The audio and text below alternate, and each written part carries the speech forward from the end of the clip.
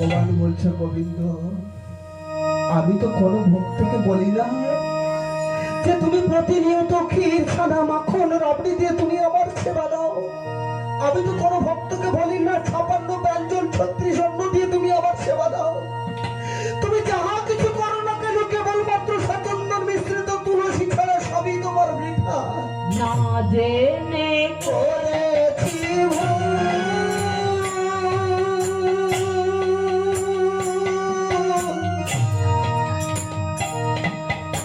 আর তাই আমি হারালাম গো। ক্ষমা করো আমারে, ক্ষমা করো আমারে। না জেনে করেছি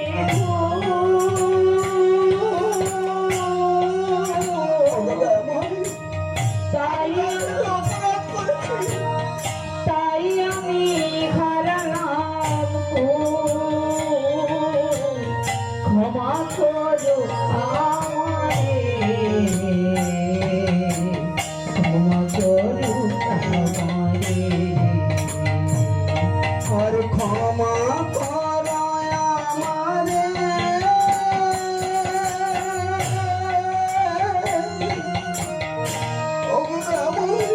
দয়াময় ক্ষমা করো আমারে,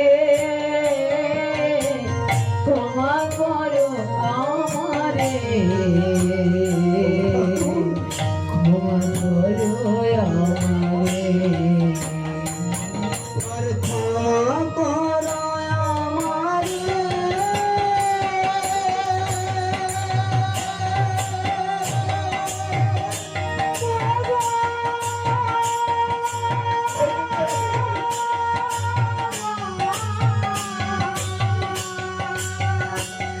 এই জগতের জগতের সবাই নিজের জন্য করে, আমি তোমার জন্য করে আজ আমি কত বড় অপরাধ করে ফেলেছি।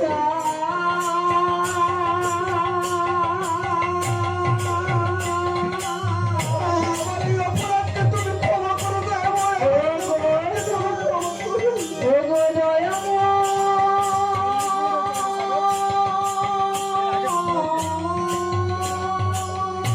আমাকে তুমি যদি না ক্ষমা করো, আমি তোমার এই চরণে ছাড়বো না ভগবান।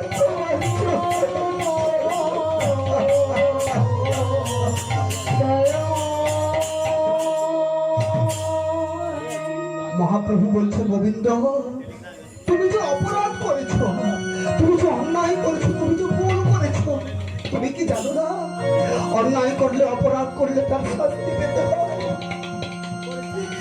গোবিন্দ ঘোষ বলছে দয়াময়, জানি অপরাধ করলে তার শাস্তি পেতে হয়, জানি দয়াময়।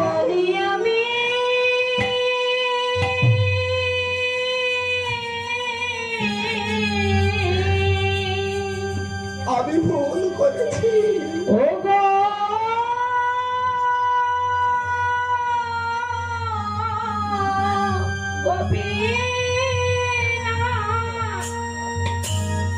কিন্তু প্রভু,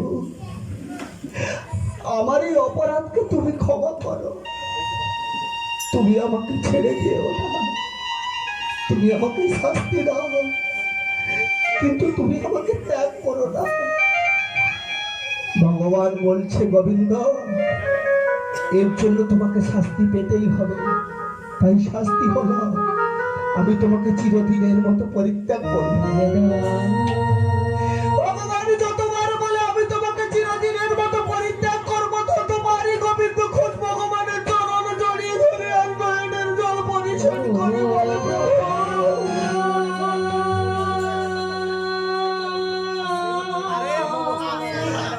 আমি তো নিজের জন্য করিনি, কেন তুমি আমাকে চিরদিনের মতো পরিত্যাগ করবে বলো ঠাকুর?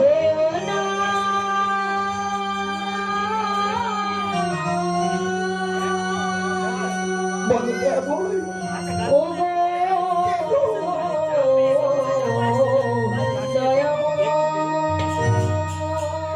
গোবিন্দ ঘোষ এমন সময় দেখলেন ভগবানের নয়নে জল।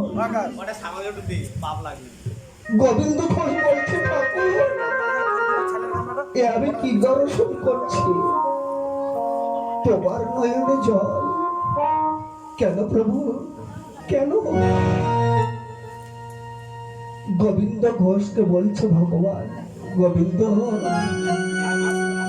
তোমার মতো ভক্তকে পরিত্যাগ করতেও ভগবানের কষ্ট হয়।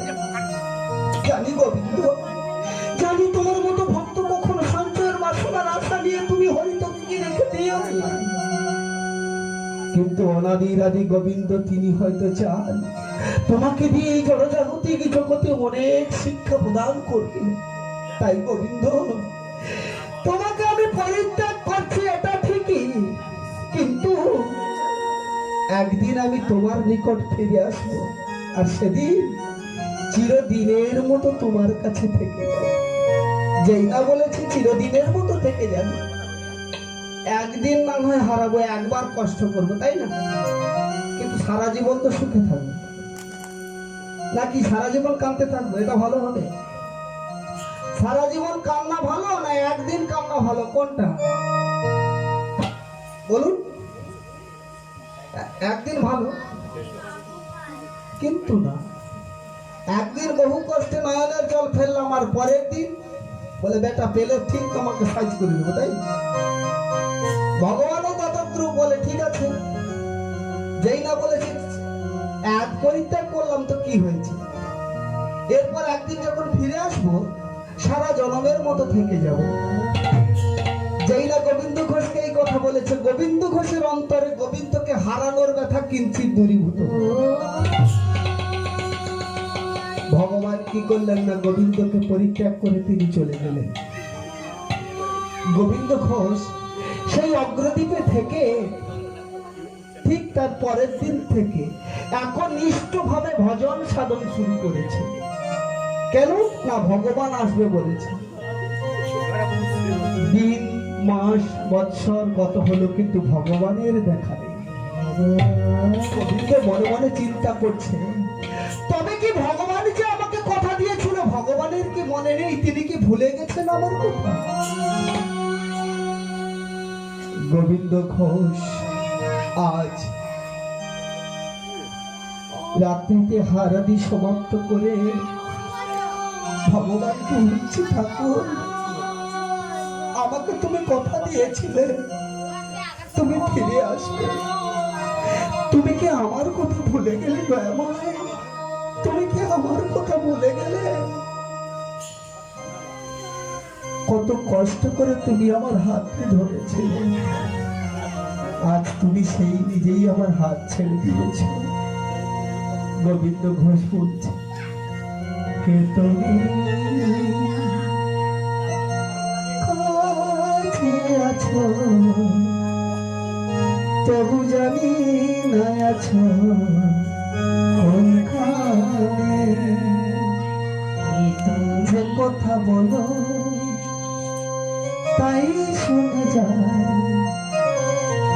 যে কথা বলো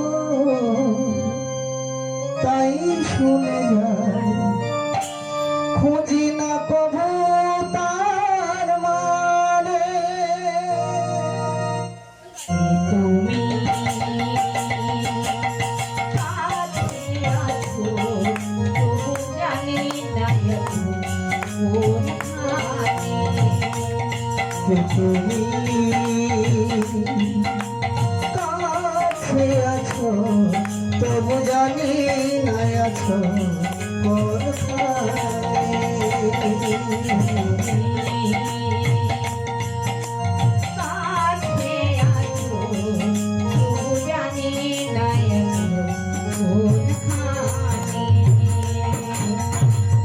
যে কথা বলো তাই শুনে যায়, যে কথা বলো তাই শুনে যায়, খুঁজি না কবু তার মানে।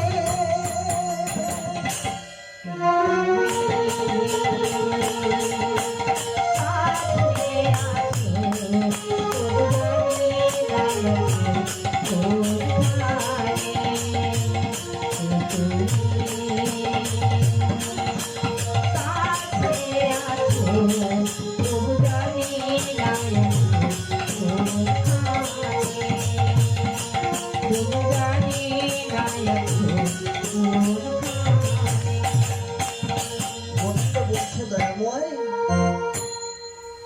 আমি কত কষ্ট করেছিলাম, আর তুমি আমার হাতটাও ধরেছিলে। কেবলমাত্র সামান্য একটু ভুলের জন্য তুমি আমার হাতটি ছেড়ে দিয়েছো দয়া করে। তাই বলে হাতটি ধরে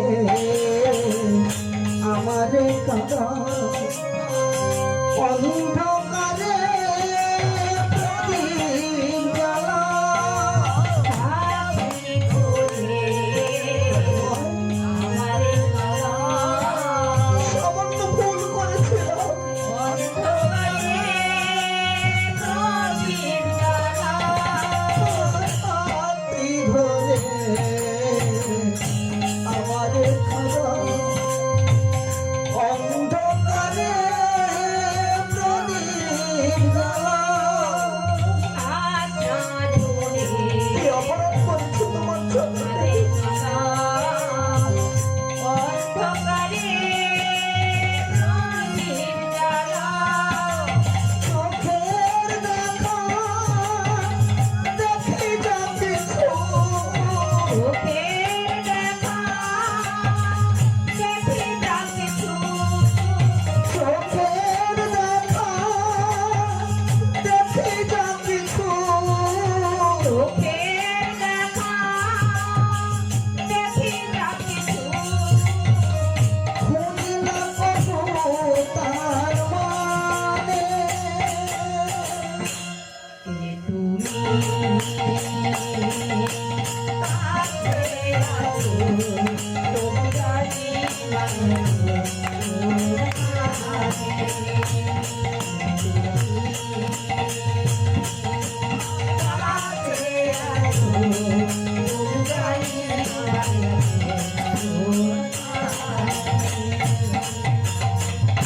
গোবিন্দ বলছে প্রভু, আমি তোমাকে এত করে ডাকছি, তুমি সাড়া দিচ্ছ না। হয়তো তুমি যেদিন ডাকবে আমি তোমার কাছে যেতে পারবো না। হয়তো যেদিন চাইবে তুমি থামতে হবে আমায় সেদিন। হয়তো যেদিন চাইবে তুমি থাকতে হবে আমায় সেদিন। চরণ আমার দাঁড়িয়ে যাবে, চরণ আমার দাঁড়িয়ে যাবে। চরণ আমার দাঁড়িয়ে যাবে। চরণ আমার দাঁড়িয়ে যাবে। বেলা শেষের সন্ধানে কে তুমি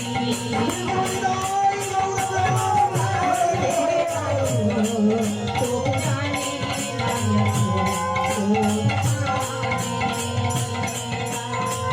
যে কথা বলো তাই শুনে যাও। যে কথা বলো তাই শুনে যাও। খুঁজি না কবু তার মানে, খুঁজি না কবু তার মানে। কে তুমি কাছে আছো তবু জানি না আছো কোনখানে, তবু জানি না আছো কোনখানে, তবু জানি না আছো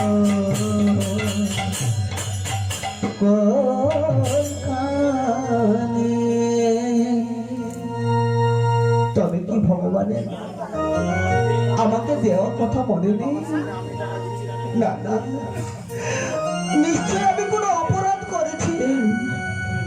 এক অপরাধের ফলে ভগবানকে ত্যাগ করলাম, ভগবান ছেড়ে চলে গেল। আমার অজ্ঞানে হয়তো কোনো অপরাধ থেকে গেছে, তাই ভগবান আমাকে কথা দিয়েও আর মনে নেই, তিনি এখনো ভুলে রয়েছে।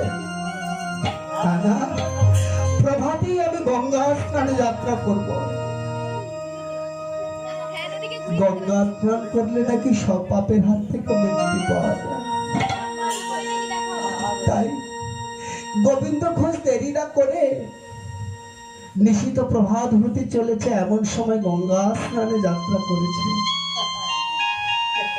এসে গঙ্গায় নেমে স্নান করেছে, আরনি করেছে, খরাপুটে সূর্যার্ঘ্য দিয়েছে।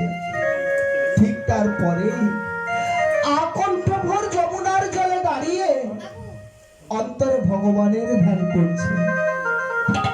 গোবিন্দ ঘোষ এমন সময় অনুভব করছে গঙ্গার স্রোতে যেন কিছু ভেসে এসে তার গাত্র স্পর্শ করছে। গোবিন্দ ঘোষ মনে মনে চিন্তা করছে নিশ্চয়ই পোড়া কাষ্ঠ, কারণ গঙ্গার স্রোতে পোড়া কাষ্ঠ ছাড়া আর কি ভেসে আসবে। হায় রে, গৃহের মধ্যে ভজন সাধন করব সেখানে হবে না কেন? সংসারে অভাবের জ্বালা। অরণ্যের মাঝে করব হবে না কেন? প্রাণ হারানোর জ্বালা। যমুনায় নেমে করব, এখানেও বলছে জায়গাটি তোমার জন্য নয়। না না, নিশ্চয় ভজন সাধন করার জন্য জায়গাটুকু জোর করে করে নিতে হয়। তাই ক্রধান্বিত হয়ে নিজের গাত্র যে স্পর্শ করেছে পোড়া কাষ্ঠ ভেবে বাম হস্তে ধারণ করে গঙ্গার সৈকতে ছুঁড়ে ফেলে দিল।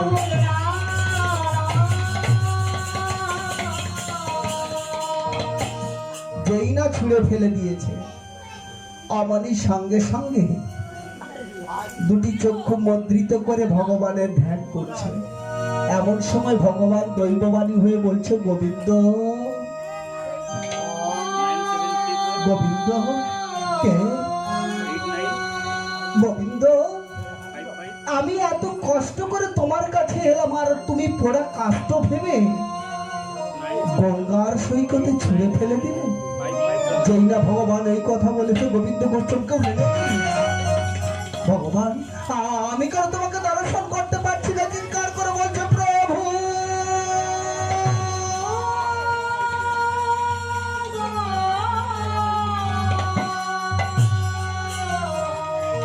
আমি কেন তোমাকে দর্শন করতে পারছি না? দয়াময় বলো, তুমি কোথায়? আমাকে তুমি দেখা দাও, দয়াময় আমাকে তুমি দেখা দাও।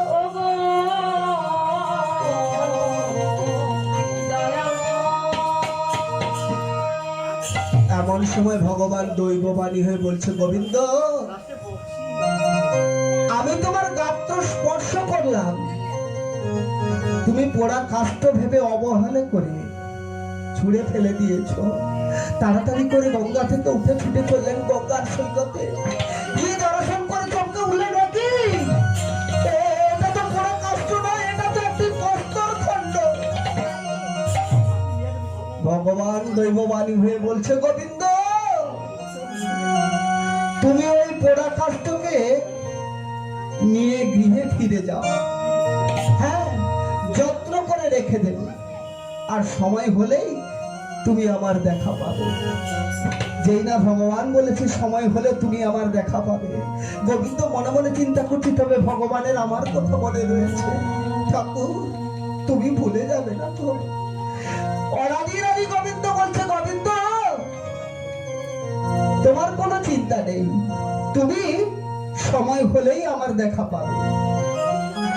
গোবিন্দ ঘোষ গঙ্গার সৈকত থেকে পোড়া কাষ্ঠকে কুড়িয়ে বক্ষে জড়িয়ে ধরেছে আর মনের আনন্দে কৃষ্ণ নাম গাহিতে গাহিতে গৃহে ফিরে চলেছে। আমারে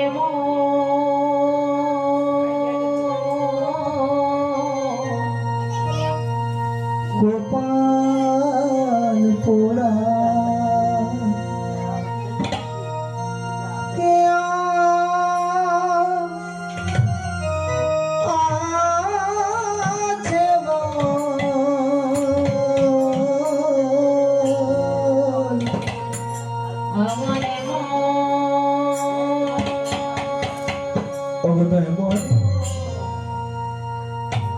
গোপাল পোড়া বলো ঠাকুর,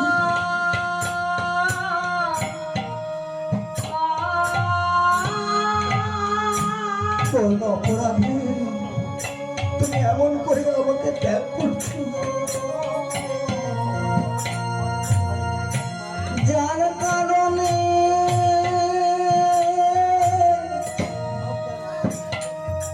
আর বাঁধলি রে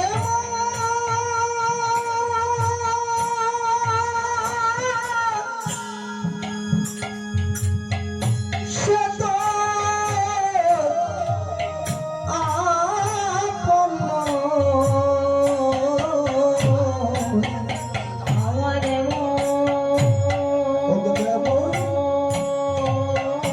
ঠাকুর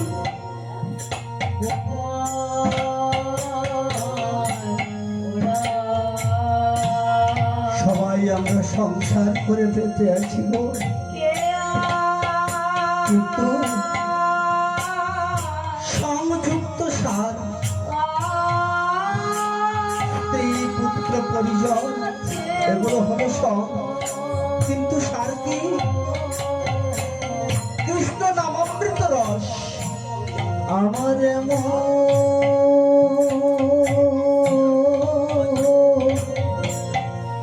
খোপা তোরা আমার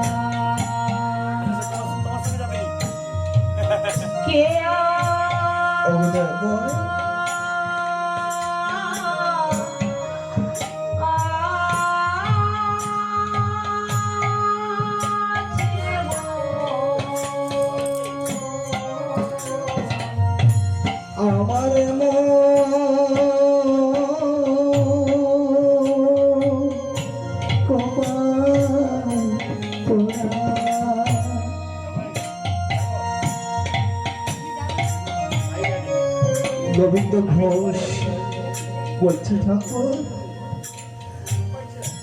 যার কারণে কলা বাঁধলে রে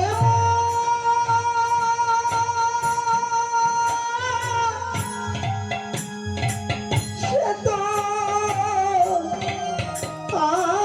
আপন নয় নয় নয়,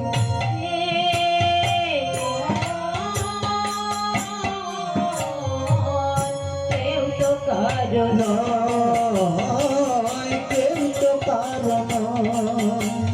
রে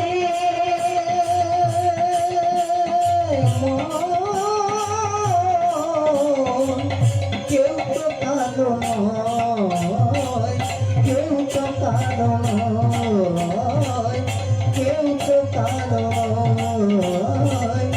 কেউ তো কারণ।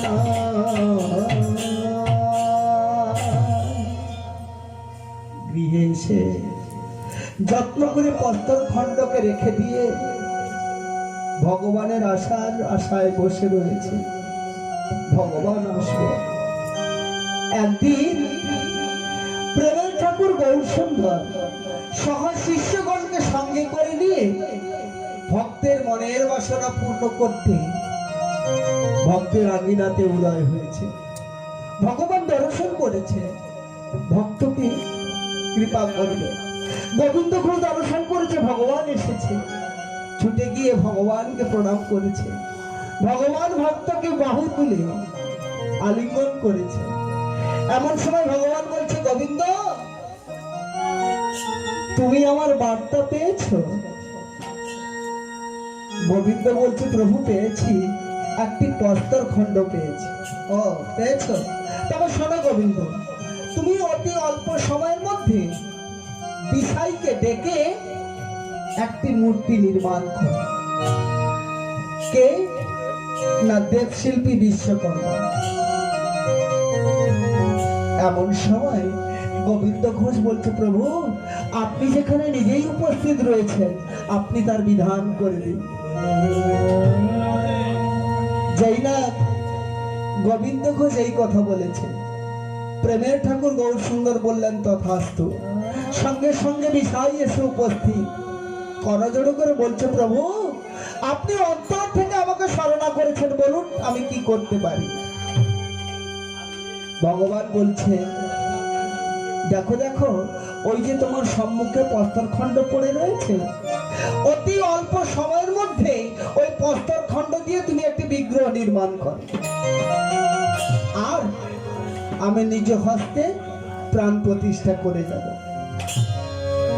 ভগবানের আজ্ঞা পাওয়ার সঙ্গে সঙ্গে দেবশিল্পী বিশ্বকর্মা সেই প্রস্তরখণ্ডকে নিয়ে বিগ্রহ নির্মাণ করছে আর গুনগুন করে গান গাইছে, বলছে, হরি গুণ গাবো মন মন রে,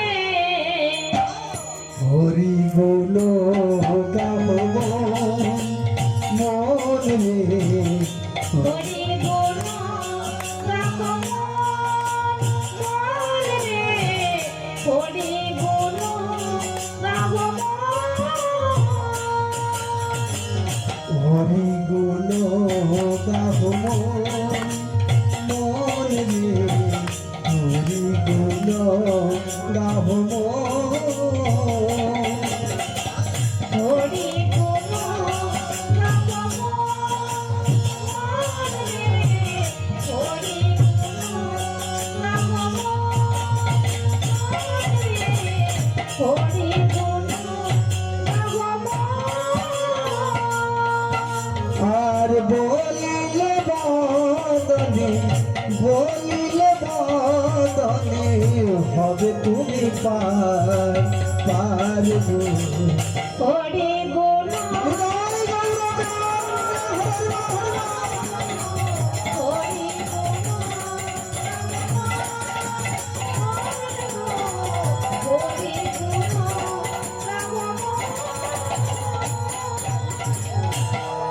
কিন্তু হরিগুণ তো গান করবো, কেমন করে করব? সবাই আমরা হরিনাম শ্রবণ করব, সকলের মনে সুখ আছে, জ্বালা আছে, দুঃখ আছে, যন্ত্রণা আছে, তাই না? কিন্তু কেমন করে হরিনাম করলে ভগবানকে পাবো? সদা মুখে মনে প্রাণে হ্যাঁ, সদা মুখে হাসি, মনে প্রাণে খুশি। সদা মুখে নিজের অন্তরের ব্যথা অন্তরে থাকতে হবে, ভগবানকে জানালে হবে না। সদা মুখে হাসি মনে প্রাণে খুশি। আর সদা মুখে হাসি, মনে প্রাণে খুশি। সদা মুখে হাসি মনে প্রাণে খুশি। শীতল সবে পার পারবো, হরি গুণ গাবো। হরি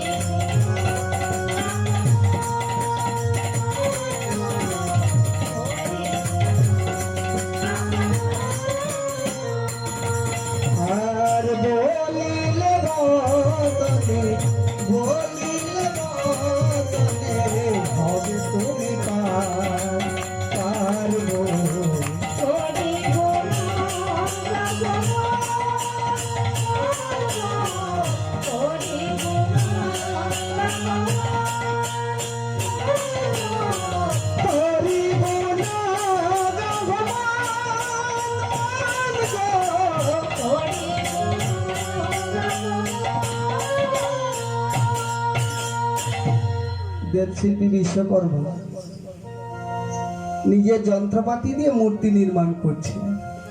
সদা মুখে হাসি, মনে প্রাণে খুশি। সদা মুখে হাসি মনে প্রাণে খুশি। সদা মুখে হাসি, মনে প্রাণে খুশি। সদা মুখে হাসি মনে প্রাণে খুশি। সুশীতল হবে পারবো। হরি গুণ গাবো পারবো। হরি গুণ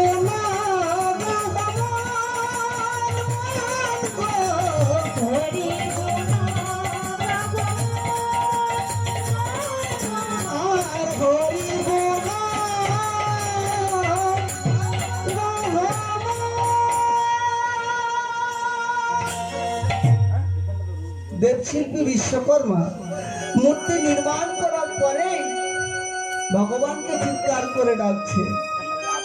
ভগবান কর্ম শ্রবণ করলেন, বিশ্বকর্মা ডাকছে, তাই গোবিন্দ ঘোষকে সঙ্গে করে নিয়ে ভগবান কি করলেন না বিশ্বকর্মার নিকট উপস্থিত হলেন।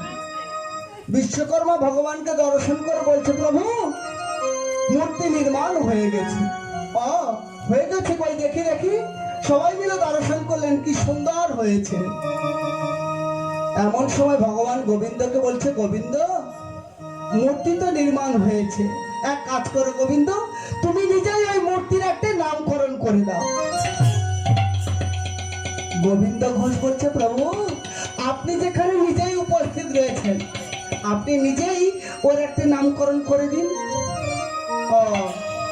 বেশ, শোনো গোবিন্দ, তোমার নাম গোবিন্দ ঘোষ, আর এই প্রস্তরখণ্ডের নাম দিলাম গোপীনাথ। গোবিন্দ গোপীনাথ, সুন্দর হয়েছে তো? গোবিন্দ ঘোষ জানে যাই হোক, তাতে আমার যায় আসে না, সুন্দর হয়েছে। ভগবান নিজেই সেই মূর্তির প্রাণ প্রতিষ্ঠা করার পর গোবিন্দকে বলছে, গোবিন্দ আজ থেকে আমি ওই গোপীনাথের মধ্যে লীন হয়ে গেলাম। গোবিন্দ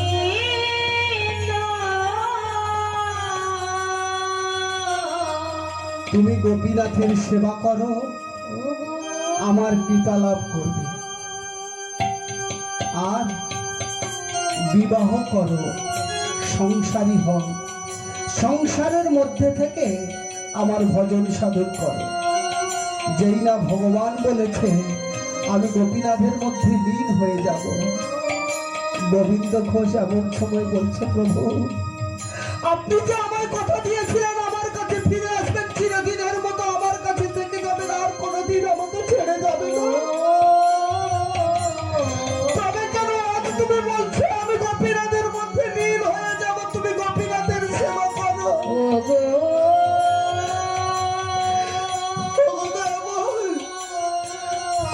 আমি এই মার সংসারে থাকতে চাই না, প্রভু তুমি আমাকে মুক্তি দাও, দয়াময় তুমি আমাকে মুক্তি দাও।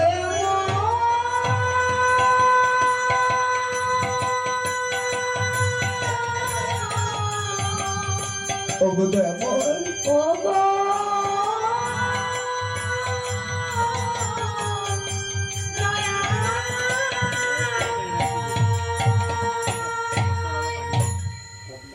ভগবান এমন সময় বলছে, গোবিন্দ আমি যদি তোমার কাছে থেকে যাই সারা বিশ্বে তাহলে কি হবে? তাই আমি তোমার কাছে তোমার এই গোপীনাথের মধ্যে লীন হয়ে গেলাম। তোমাকে দিয়ে অনেক অসাধ্য কর্ম সাধন করতে হবে। তুমি পৃথিবীর মানুষকে শেখাবে কেমন করে পিতার সেবা করতে হয়, কেমন করে বৃদ্ধ পিতা মাতার সেবা দিতে হয়। গোবিন্দ এর জন্য তুমি দুঃখ করো না। ভগবানের মুখশ্রী বাণী শ্রবণ করে গোবিন্দ ঘোষ বলে উঠলেন, ঠাকুর তবে তুমি আমায় সংসারী করিয়ে দাও। গোবিন্দ ঘোষ বিবাহ করেছে, তার সতীসাধ্যী প্রতিব্রতা রমণের নাম ছিল মাধবী। মাধবী আর গোবিন্দ দুজনা মিলে গোপীনাথের সেবা করে।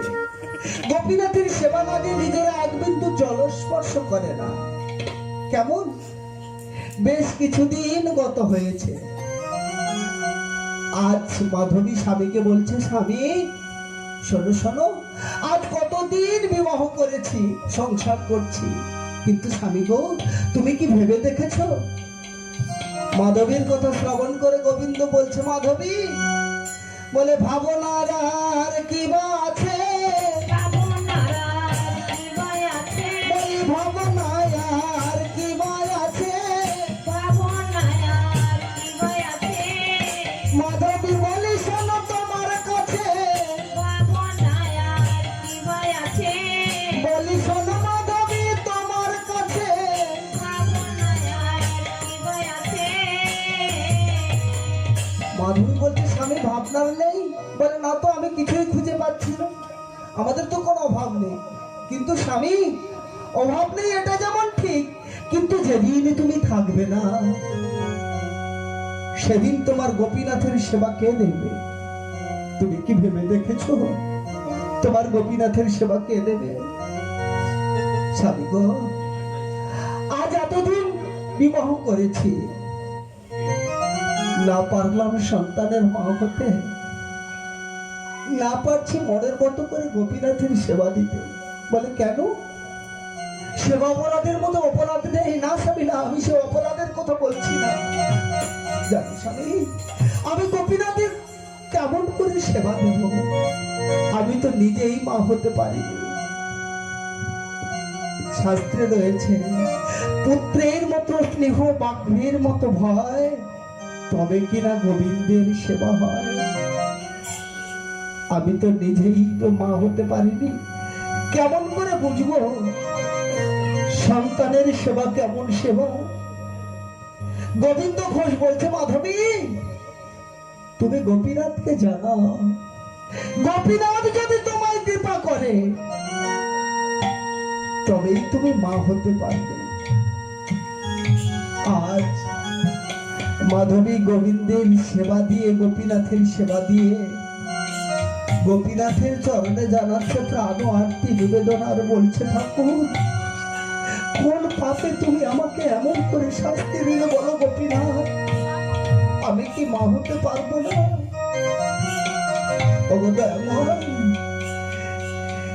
মাধবী বলছে, কি বলছে? কোন পাপে মন এমন হলো বলো প্রভু দয়াময়। কোন পাপে এমন হলো বলো প্রভু দয়াময়। জীবন আমার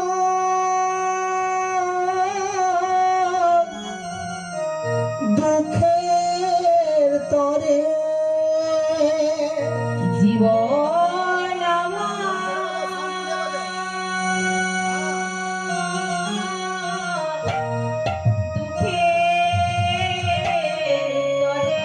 মাধবী কি বলছে? গোপীনাথ, জীবন সুখের তরে নয়, এ জীবন হলো রোগের মন্দির, দেহ হলো রোগের মন্দির, এ মন্দির দুঃখের জন্য। জীবন আমার দুঃখের তরে, সুখের তরে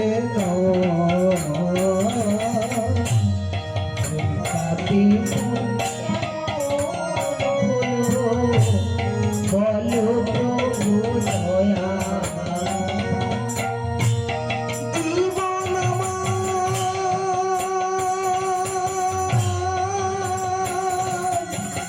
দুঃখের তরে, আর জীবন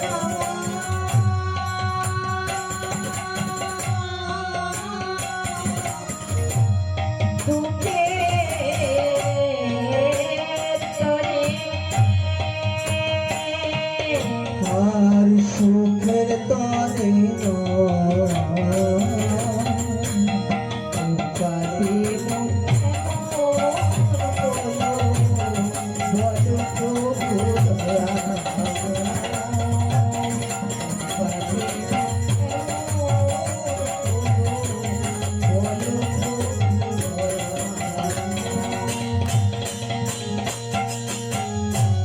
ছাই দিলে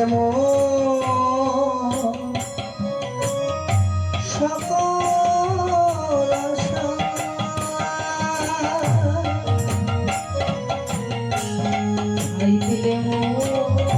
মাধবী বলছে, কি বলছে?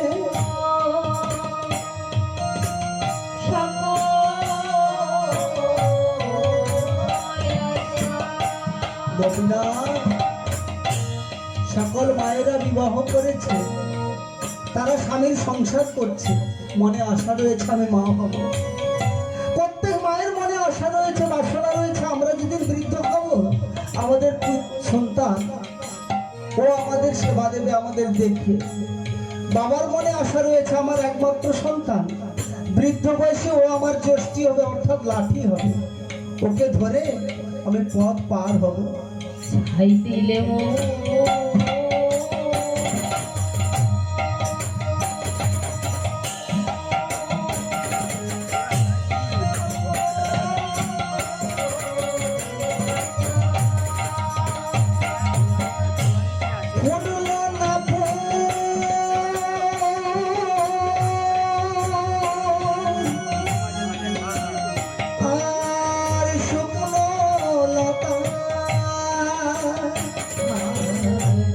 ছাই দিলে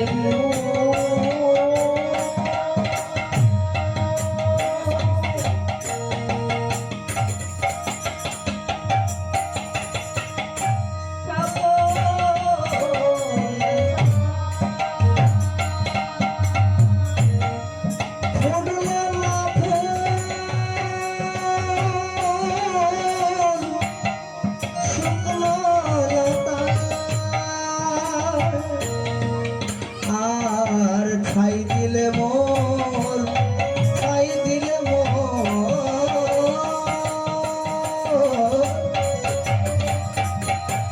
যদি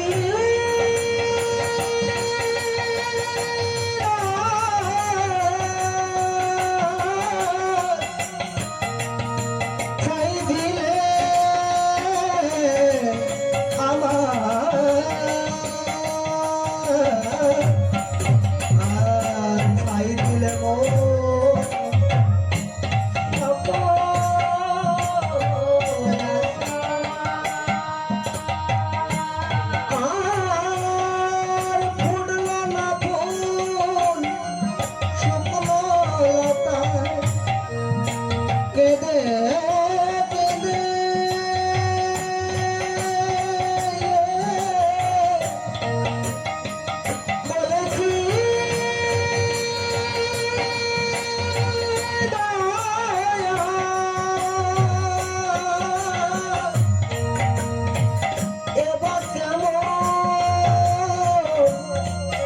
বেচার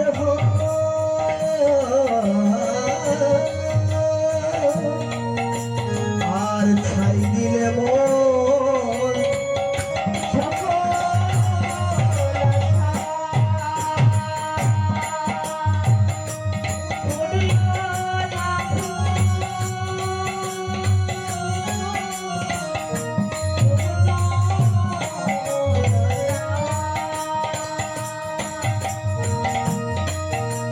মাধবী বলছে, আবার কি বলছে? বলছে জীবন আমার,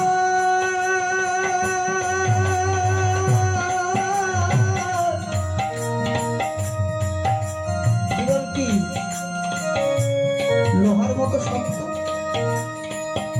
শক্ত তো? জীবন কাঠের মতো শক্ত হবে না? মাধবী বলে জীবন কি? আর জীবন আমার মনের বাতি, জীবন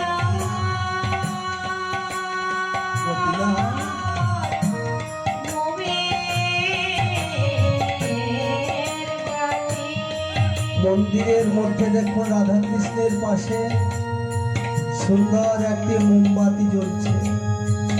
বাতিটি যখন প্রথম নিয়ে এসে কত সুন্দর পরিপূর্ণ, দেখতে কত সুন্দর ছিল, কিন্তু যখন জ্বালানো হলো একটু একটু করে ক্ষয়ে চলেছে। মাধবী বলছে প্রভু ঠিক তোমার পাশে ওই মোমবাতির জ্বালিয়ে রাখার মতো নিজের দেহ আমার জীবন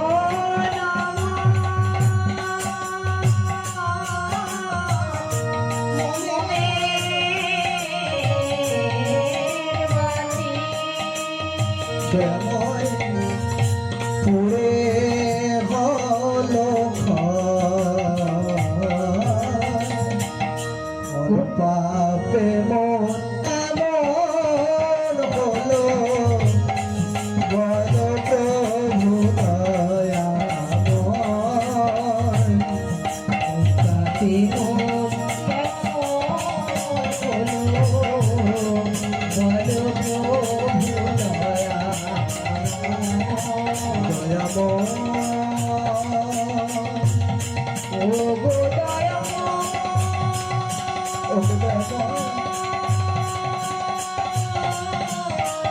তোমার চরণে দাঁড়িয়ে দাঁড়িয়ে অর্থ বিষয় আসই কিছুই জানতাম শুধু তোমার কিরণে একটি নিবেদন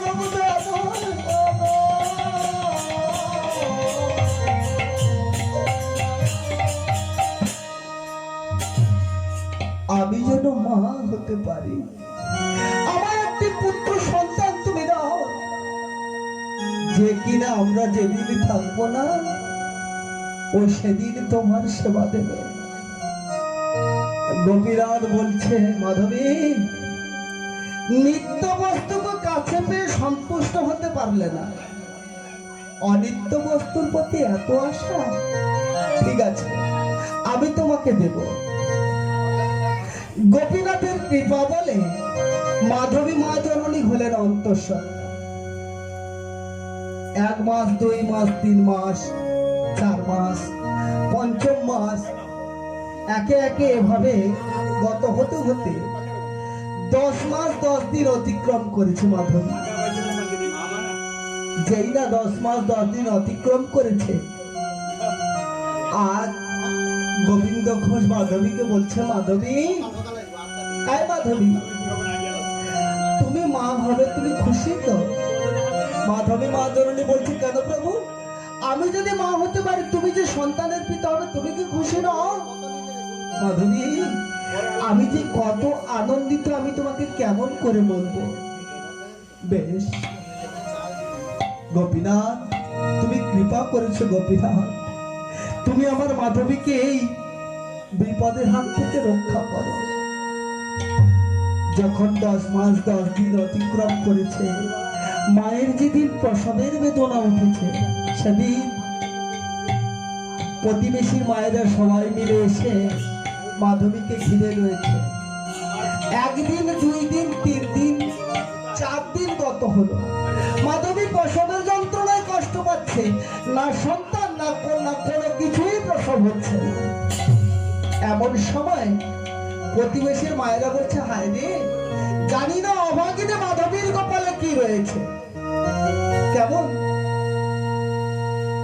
কারণ আজ কয়েকদিন হলো না পুত্র না কন্যা কিছুই প্রসব হচ্ছে না অভাগী শুধু যন্ত্রণা ভোগ করছে এমন সময় গোবিন্দ ঘোষ গোপীনাথের মন্দিরে গিয়ে বলছে গোপীনাথ যদি আমার মাধবী কোনো অপরাধ করে থাকে তোমার চরণে তুমি সেই অপরাধের শাস্তি আমায় দাও কিন্তু তুমি আমার মাধবীকে ভালো রেখো দয়াময় তুমি আমার মাধবীকে ভালো রেখো দেখিতে দেখিতে মাধবী মা জননী পুত্র সন্তান প্রসব করলেন সবাই মিলে বলছে বাবা দেখে যাও তোমরা সবাই দেখে যাও আজ আমাদের গোবিন্দ ঘোষের পুত্র সন্তান জন্মগ্রহণ করেছে যেই না বলেছে গোবিন্দ ঘোষের পুত্র সন্তান জন্মগ্রহণ করেছে গোবিন্দ ঘোষ কণ্ঠ শোনার সঙ্গে সঙ্গে ছুটে চললেন গোপীনাথের মন্দিরে গিয়ে দুটো করজোড়ো করে বলছে গোবিন্দ ঘোষ গোপীনাথ তুমি সত্য রয়েছো তুমি সত্য রয়েছো গোপীনাথ আমি যে পিতা হয়েছে আমি যে কত আনন্দ আমি তোমাকে খুলে বোঝাতে পারবো না গোবিন্দ ঘোষ মনের আনন্দে গোপীনাথের চরণে বসে গাইছে আর বলছে কি বলছে তিনি রবিবারি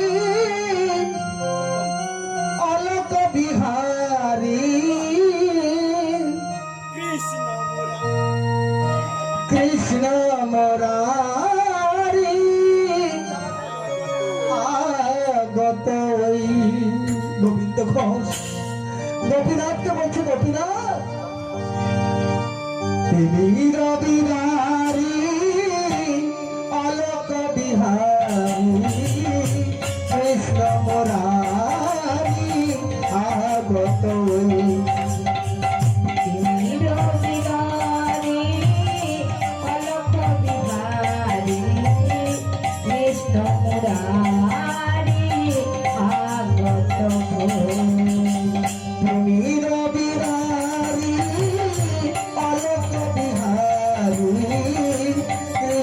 মুরারি আগত আর বীর বিরারি অলোক বিহারি কৃষ্ণ মুরারি আগত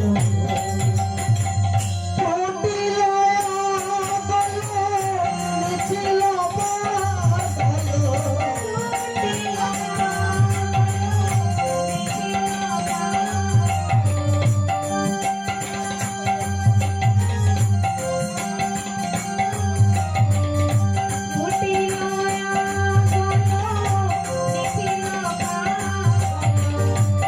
সর্বসহায় আজি সর্বজয়ী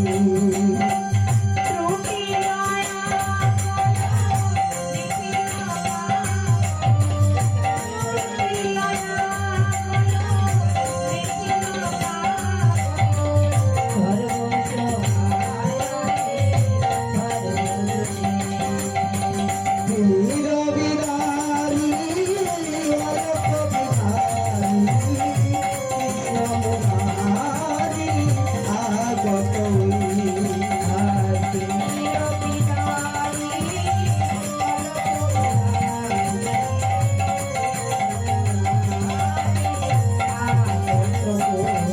গোবিন্দ বলছে গোপীনাথ বহিছে ও জান অশ্রু যমুনায় হৃদি বৃন্দাবনে আনন্দ নাচিয়া বহিছে ও জান অশ্রু যমুনায় হৃদি বৃন্দাবনে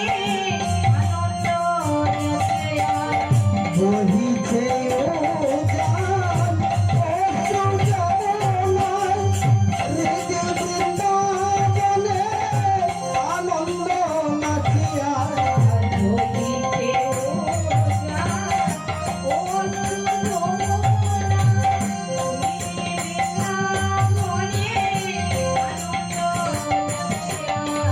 বসুধা যশোদা স্নেহধায় উতলা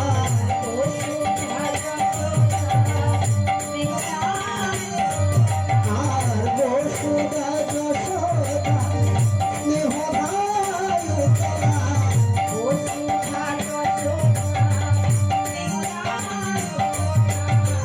ভালো রাখার আছে তাকে তাকে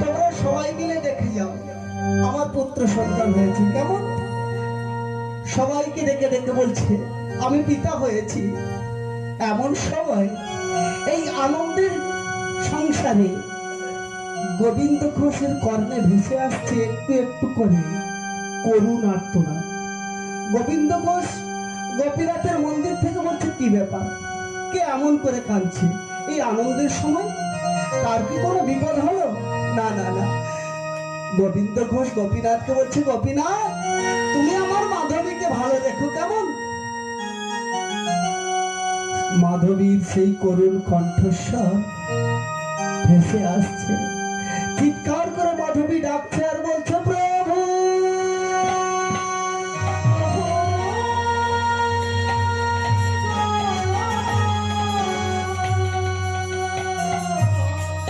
গোবিন্দ ঘোষ কর্ণ শ্রবণ করে চমকে উঠে নাকি প্রভু গো তবে কি আমার মাধবীর কোনো বিপদ হলো না আমার মাধবীর কোনো বিপদ হতে পারে না কারণ আমার মাধবী এই গোপীনাথে মন প্রাণ দিয়ে সেবা করে গোপীনাথ তুমি আমার মাধবীকে ভালো রেখো গোপীনাথ তুমি আমার মাধবীকে প্রভু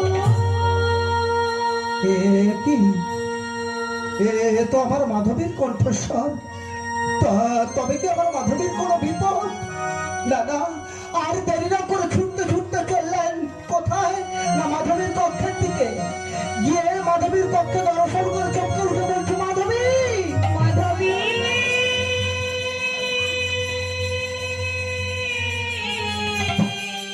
মাধবী মাধবী